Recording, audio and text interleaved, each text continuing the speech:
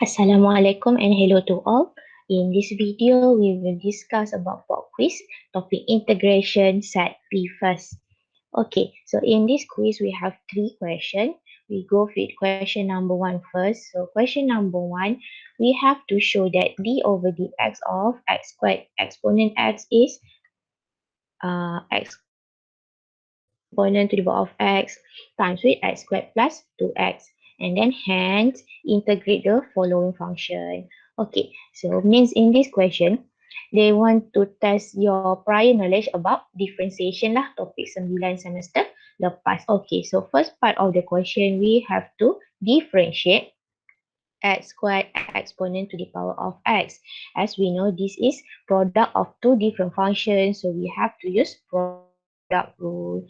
So if product rule, you have to let which one gonna be your u and your v. In this case, u will be x squared, and then u prime. If we differentiate this, we're gonna get 2x. V would be exponent to the power of x, and v prime also will be exponent to the power of x. But then at this point, it doesn't matter which term you choose as your u and v. It means that you can choose the other way around, where u will be exponent to the power of x, v will be x squared. Okay, next, if we want to differentiate this, we have to use the formula of uv prime plus with vu prime. So this would be equal to uv prime is x squared e to the power of x plus with vu prime would be exponent to the power of x times with 2x. And then based on these two terms, the common factor would be exponent to the power of x. So we can factorize this out. So leave with the first term. If we factorize exponent power of x outside, we have x squared. And then for the second term, we will have 2x. And that is the final answer. And that is what they want you to show. Okay. Settle first part of the question. Okay, yang ni kena hati-hatilah. Saya tengok ramai yang dah lupa macam mana nak differentiate. Okay, ada juga yang ala-ala dia terus munculkan jawapan yang kat sini je. Dia tunjuk dua baris akhir ni. Saya assume awak faham macam mana nak differentiate. But then kita tak boleh macam tu. Kita kena tunjukkan dalam kerja detail because this is show question. Jawapan akhir dah diberi. So kalau jawapan akhir dah beri, dia very sensitive in solution. You have to show in detail lah. Satu-satu jalan kerja tu mesti tunjuk. Kita tak boleh skip step. Okay. So settle with the first part. Now moving on with the second part of the question, hence. So kita dah jumpa hence ni banyak kali. We have to find the connection. Okay, so we have now to integrate for e to the power of x times with x squared plus 2x dx. Saya jumpa kat sini ramai yang sangat bersungguh-sungguh lah menggunakan let u lah, ada yang buat lopet lah kat situ. Ada yang dapat jawapan betul, okay. Tapi kita membazir masa sebab sekarang ni soalan dia guna hence. Kalau hence apa? Kita kena cari connection. So apa connection kat sini?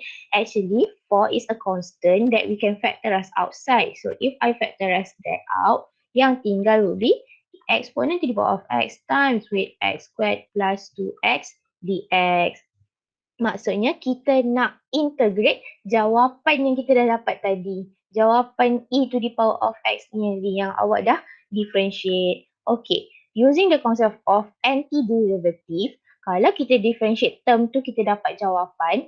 Daripada jawapan tu, kita akan integrate, akan dapat soalan dia balik. So kat sini sebenarnya, teruslah kita dapat jawapan. The integration of this function would be original question yang kita differentiate tadi, which is x squared e to the power of x, and since it's integrate, so you have to put plus c.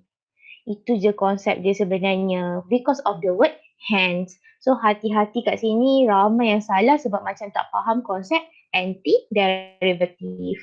Okay, settle with question number 1. Now proceed with question number 2. So for question number 2, we have to integrate 2 over 2x minus 3 to the power of 8 dx. Alright, so for this question, saya jumpa ramai yang pakai let u, dia nak buat substitution kat situ. Okay, boleh je, tak ada masalah. Cuma saya rasa membazir masa because basically kita boleh pakai direct rule je. This is memang basic integration. As usual, 2 is a constant you can bring outside of the integral. And then yang ni kat bawah, kita boleh bawa dia naik atas. Jadikan dia kuasa negatif. Okay, since we have linear function inside the bracket, means that kita boleh straight away integrate this function. So, based on the rule, you just have to copy it back. Okay, and then power plus 1. So, we're going to get negative 7 divided by the new power, negative 7. And don't forget, differentiate what inside the bracket. So, 2x minus 8, if we differentiate, you're going to get 2. And once again, don't forget to put plus C here.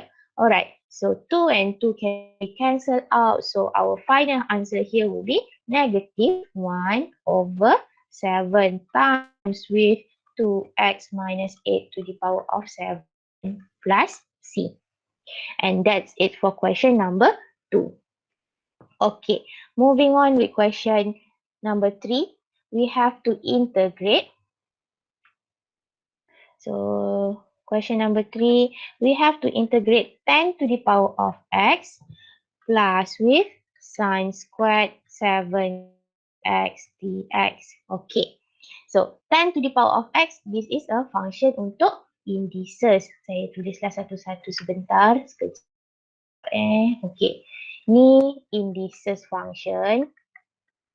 Yang belakang ni sine squared 7x is actually trigo function. Okay, satu-satu tu ada different special rule that you have to apply. So for indices ni kita memang boleh directly integrate. So dia akan dapat 10x copy back divided by derivative of your power. So differentiate x dapat 1, tak tulis tak apa. And then don't forget ln base. So kita dapat ln 10. This is integration. So kena divide. Ada juga yang buat jawapan darab ln 10. Salah lah. Itu awak differentiate, awak bukan integrate. Okay. Now, moving on to the second term. Yang ini ada masalah. Sebab sine squared, kita tak boleh integrate. But you have learned before, when it comes to ada squared kat dalam awak punya function ni, awak kena pakai double angle untuk cos. So we have cos 2a is actually equal to 1 minus 2 sine squared a. Ini ada dalam double angle formula, and if we rearrange sine squared a as our main term, awak akan dapat 1 minus cos 2a over 2. Okay, and then if we comparing our terms now, a here will be 7x, means that our sine squared 7x will be equal to 1 minus cos of 2 times a. So 2 times with 7x is going to be 14x over 2. Okay, so next dalam soalan, kita dah boleh masukkan function tu. So this will be equal to plus with integral of 1 minus cos 14x dx. Over 2 nak tulis kat sini pun boleh, tapi macam biasa kalau saya constant kita suka letak luar. So saya letak half at outside of your integral. Bila trigo dah tak ada kuasa, kita dah boleh integrate macam biasa. So finally, the first term I just have to copy it back. Plus with half is outside, okay. So integrate 1 by 1. Integrate 1, you're gonna get x. And then integrate cos 14x, you're gonna get sine of 14x over 14. Macam mana dapat 14? You have to differentiate 14x first. Okay, and then close bracket. Don't forget to put plus c at your back. So please review back your pop quiz and then buatlah pembetulan because this is basic question. Dia sangat-sangat basic. So kalau yang tak dapat markah penuh tu maksudnya awak tak prepare lagi lah. Awak tak expert lagi bab integration. Okay, that's all for today. For this video. Thank you.